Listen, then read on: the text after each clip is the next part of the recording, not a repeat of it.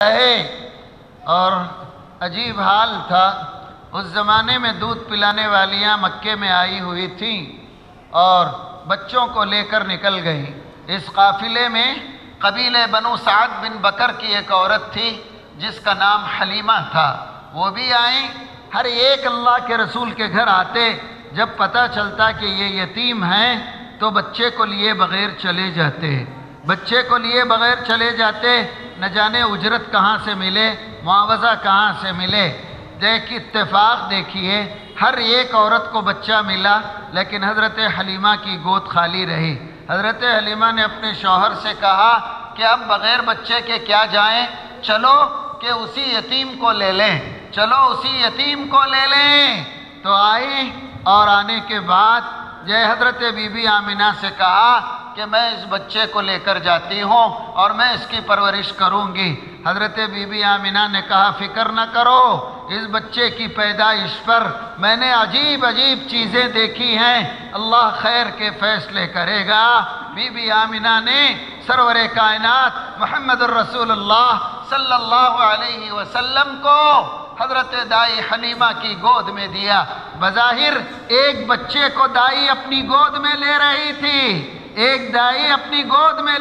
تھی، آسمان و زمین کا رب پکار کر کہہ رہا تھا، اے دائی حلیمہ، ہم نے قیامت تک انسانوں کی تقدیر تیرے حوالے کی ہے۔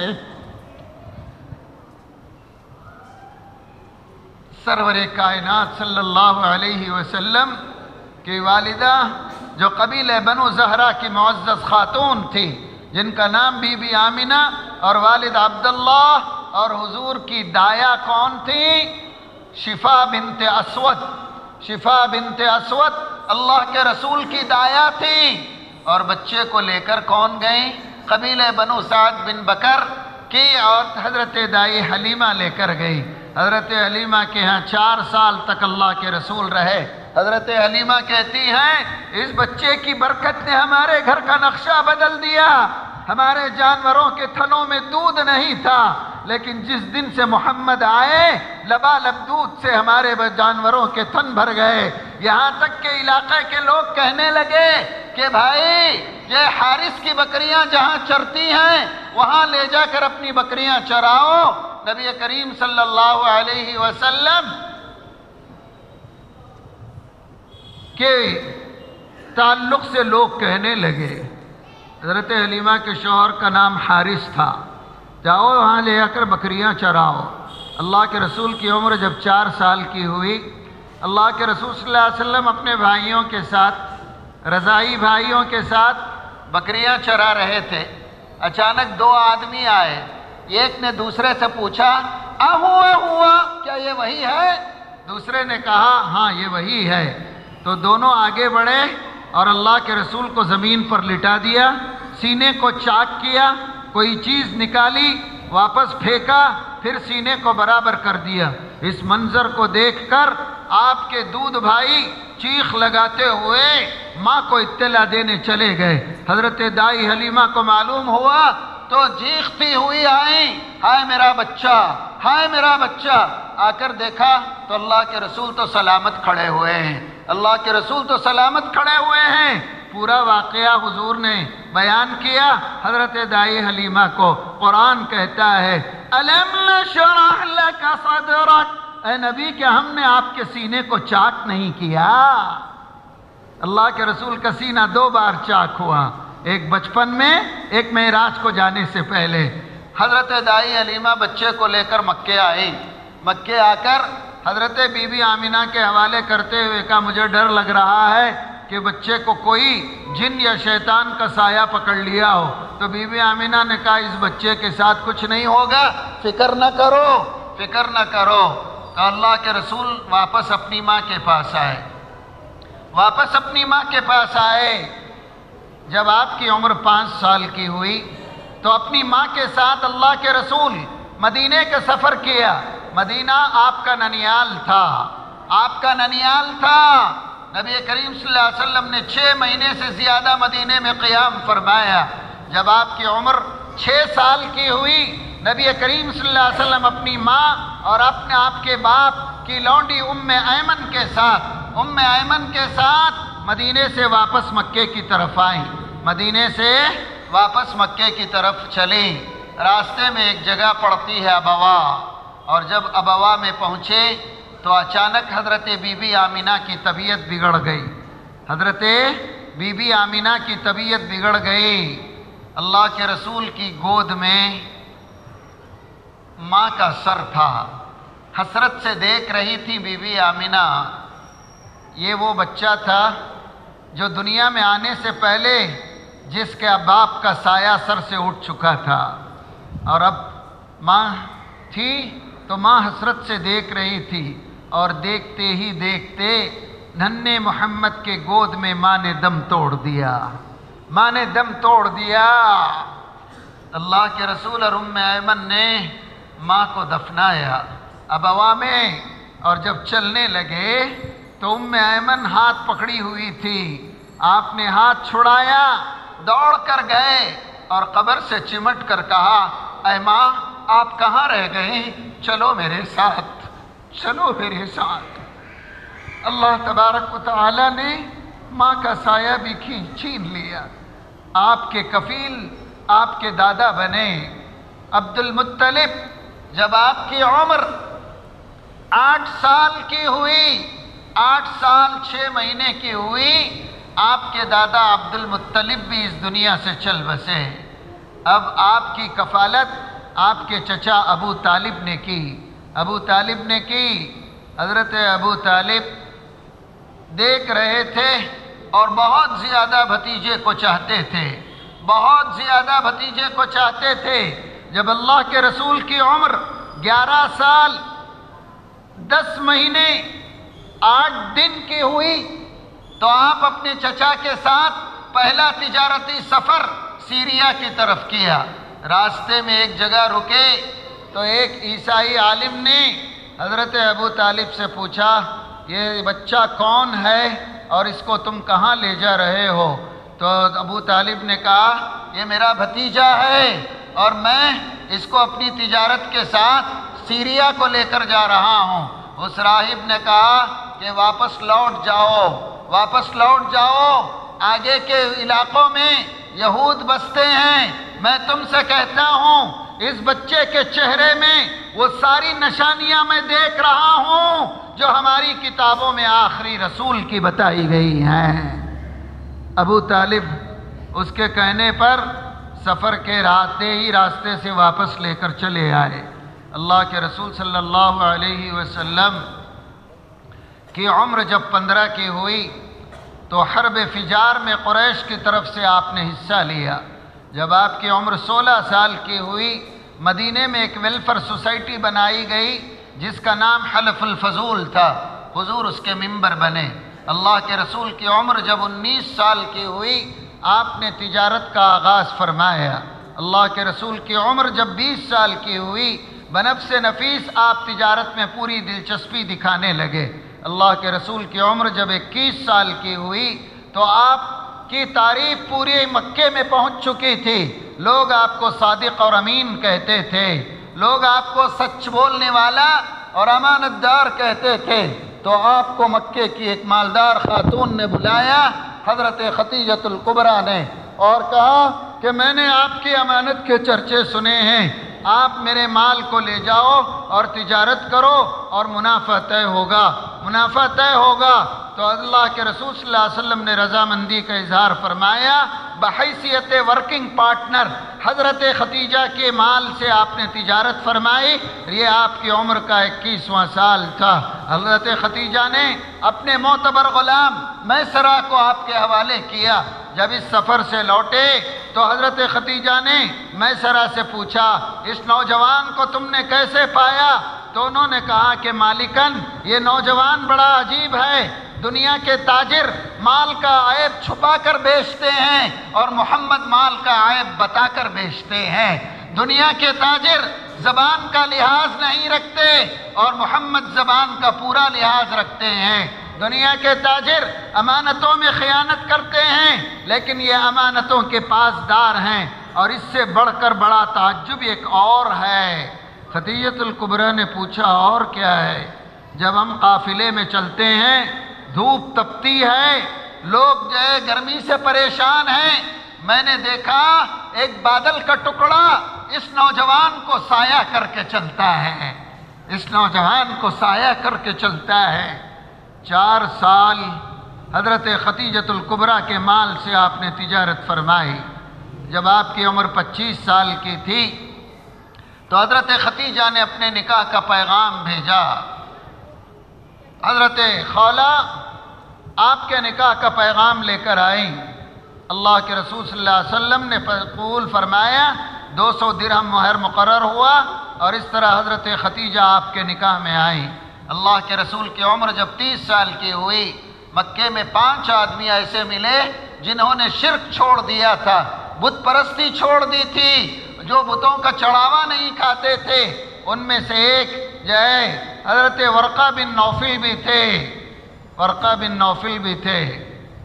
اللہ کے رسول صلی اللہ علیہ وسلم کی عمر جب 35 کی ہوئی، کعبۃ اللہ میں آگ لگی اور کعبے کی عمارت ٹوٹ گئی، کعبے کی عمارت دوبارہ بنائی گئی، حجر اسود کا جھگڑا ہوا تو اللہ کے رسول نے اس جھگڑے کو صلح کے ساتھ ختم فرمایا، اور اللہ کے رسول نے اپنے ہاتھوں سے آخری پتھر حجر اسود کعبے کی عمارت میں لگایا۔ مکے والے خوش تھے، معاملہ حل ہو گیا تھا، لیکن دنیا پکار کر یہ کہہ رہی تھی کہ آپ نے سب کے درمیان صلح کرا دی، آخری پتھر لگا کر عمارت کو مکمل کر دیا، لیکن عرش کا مالک کہہ رہا تھا، اے میرے نبی، نبوت کے محل کی عمارت کے آخری اینٹ بھی آپ ہی ہیں، آپ ہی ہیں۔ اللہ کے رسول صلی اللہ علیہ وسلم کی عمر جب 38 سال کی ہوئی، اللہ کے رسول اکثر اپنا وقت غار حرا میں بتانے لگے، غور و فکر کرتے اور لوگوں کی عبادتوں کو غور دیکھتے، اور آپ یقین سے کہتے کہ مولا، میں جانتا ہوں کہ جو لوگ کر رہے ہیں یہ غلط ہے، لیکن صحیح کیا ہے یہ بھی میں نہیں جانتا، تو ہی میری رہبری کر۔ اللہ کے رسول صلی اللہ علیہ وسلم جب غار کی طرف جاتے تو آپ نے نبی بننے کے بعد فرمایا کہ میں اس پتھر اور درخت کو جانتا ہوں، جب میں ان کے اوپر سے گزرتا غار حرا کے راستے سے تو مجھے آواز دے کر کہتے، السلام علیک یا رسول اللہ، سلامتی ہو تم پر اے اللہ کے رسول۔ اس پتھر کو بھی جانتا ہوں اور اس درخت کو بھی جانتا ہوں۔ اللہ کے رسول کی عمر جب 39 سال کی ہوئی، رات میں خواب دکھائی دینے لگے، جو کچھ آپ خواب میں دیکھتے صبح ویسے ہی ہوتا، ویسے ہی ہوتا۔ جب آپ کی عمر 40 کی ہوئی، اللہ کے رسول صلی اللہ علیہ وسلم غار حرا میں تھے، محو تفکر تھے، غور و فکر کر رہے تھے۔ اچانک ایک فرشتہ 600 پر کے ساتھ آیا، آ کر کہا، اقرأ یا محمد، اے محمد پڑھو۔ اللہ کے رسول نے کہا، ما انا بقاری، میں پڑھنا نہیں جانتا ہوں۔ تو اس فرشتے نے آپ کو سینے سے لگایا، زور سے بھینچا۔ حضور فرماتے ہیں اتنا زور سے بھینچا کہ میری سانسیں میرے سینے میں رکنے لگیں، پھر چھوڑ دیا، پھر کہا، اقرأ یا محمد، اے محمد پڑھو۔ میں نے پھر کہا، ما انا بقاری، میں پڑھنا نہیں جانتا ہوں۔ تو پھر اس نے وہی کیا، اور تیسری مرتبہ مجھے کر کے چھوڑنے کے بعد کہا، اقرأ باسم ربک الذی خلق، اے محمد پڑھو تمہارے اس پاک پروردگار کے نام سے جس نے ہر چیز کو پیدا کیا، خلق الانسان من علق، جس نے انسان کو لوتھڑے سے بنایا، اقرأ وربک الاکرم، پڑھو تم اپنے پاک پروردگار اور عزت والے رب کے نام سے، الذی علم بالقلم، جس نے انسان کو قلم سے لکھنا سکھایا، علم الانسان ما لم یعلم، انسان کو وہ سکھایا جو وہ نہیں جانتا تھا۔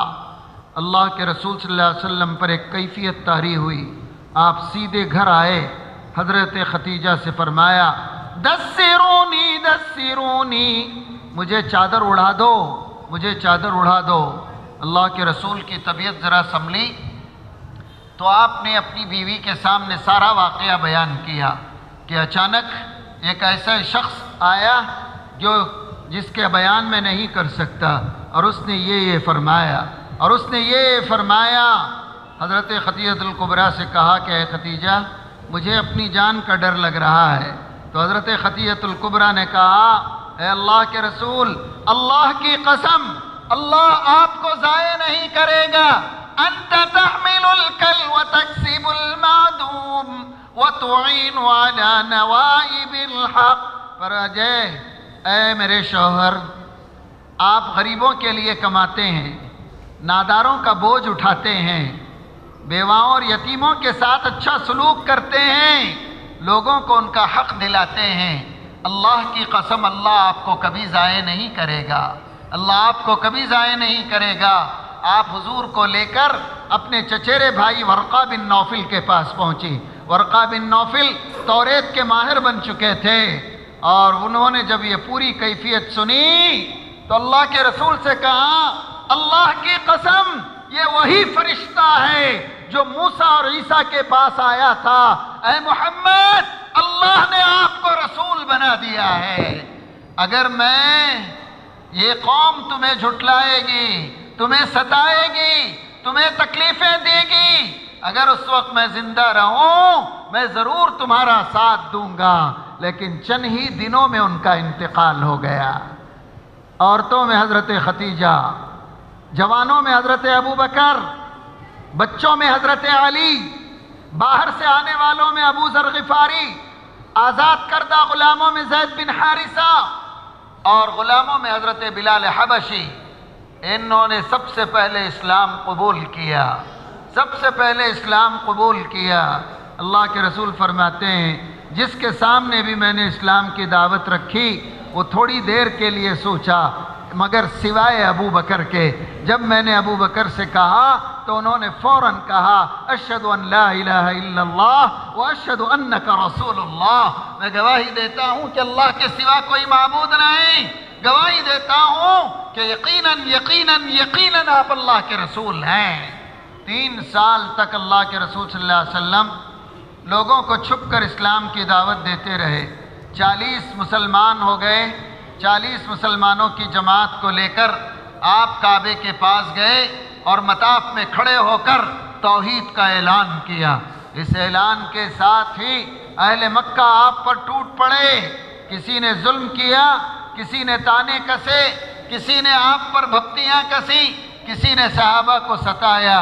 جب نبوت کا 4واں سال تھا اللہ کے رسول صلی اللہ علیہ وسلم نے صفا کی پہاڑی پر چڑھ کر مشہور وعظ دیا اور لوگوں سے کہا قولوا لا الہ الا اللہ تفلحوا، لوگوں لا الہ الا اللہ کہو کامیاب ہو جاؤ گے۔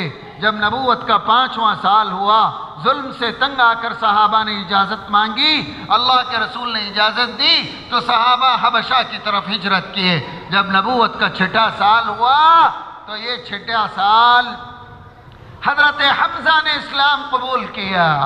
حضرت حمزہ نے اسلام قبول کیا۔ حضرت حمزہ کے اسلام قبول کیے چند دن گزرے تھے، ایک دن حضرت عمر حضور کو قتل کرنے کے ارادے سے نکلے۔ درمیان میں ایک صاحب ملے، پوچھا کہاں جا رہے ہیں؟ کہا کہ حضرت یہ قصہ ہی ختم کر دوں، یہ قصہ ہی ختم کر دوں۔ کہا ان کا بعد میں کرنا، پہلے اپنی بہن فاطمہ کی خبر لو، فاطمہ کی خبر لو، سنا ہے وہ مسلمان ہو گئی ہے۔ سیدھا اپنی بہن کے گھر آئے، بہن کے گھر آئے اور پوچھا میں نے سنا ہے کہ تو نے اپنے آبا و اجداد کا دین چھوڑ دیا۔ انہوں نے کہا کہ میں نے حق اپنا لیا ہے، میں مسلمان ہو گئی ہوں۔ بہن کو خوب پیٹا، اتنا پیٹا اتنا پیٹا، سر پھٹا اور خون آنے لگا، خون آنے لگا اور خون کے ریلے چہرے پر آئے۔ اس عورت فاطمہ، حضرت فاطمہ بنت خطاب نے کہا اے بھائی تیری رگوں میں جو خون ہے وہی خون میری رگوں میں ہے، اللہ کی قسم تو میری جان بھی لے لے گا میں محمد کا دامن نہیں چھوڑوں گی۔ حضرت عمر بہن کو خون میں نہایا دیکھ کر بیٹھ گئے۔ پوچھا بتاؤ کیا پڑھ رہی تھی؟ ان کے شوہر حضرت سعید بھی اسلام لا چکے تھے۔ اللہ کے رسول صلی اللہ علیہ وسلم پر جو قرآن اترا حضرت فاطمہ نے کہا ہاں میں پڑھ دوں گی، سناؤں گی، شرط یہ ہے کہ آپ غسل کر لیں۔ جب وہ غسل کر کے آئے تو جب قرآن سنایا گیا، سورہ حدید کی آیتیں تھیں، جب اس آیت پر پہنچے أَلَمْ يَأْنِ لِلَّذِينَ آمَنُوا أَن تَخْشَعَ قُلُوبُهُمْ لِذِكْرِ اللَّهِ، کیا ابھی ان لوگوں کے لیے وقت نہیں آیا کہ وہ اللہ کے نام سنتے ہی ان کے دل کانپ جائے؟ جب اس آیت پر پہنچے تو حضرت عمر نے کہا قد آن قد آن قد آن، آ گیا آ گیا آ گیا، اور سیدھے نکلے اللہ کے رسول کو تلاش کرتے ہوئے۔ کسی سے پوچھا کہ اللہ کے رسول کہاں ہیں، اللہ کے رسول کہاں ہیں؟ بتایا گیا کہ ارقم بن ارقم کے مکان پر ہیں، ایک صحابی جن کا گھر جو ہے صفا کے دامن میں تھا، صفا کے دامن میں تھا ارقم بن ارقم۔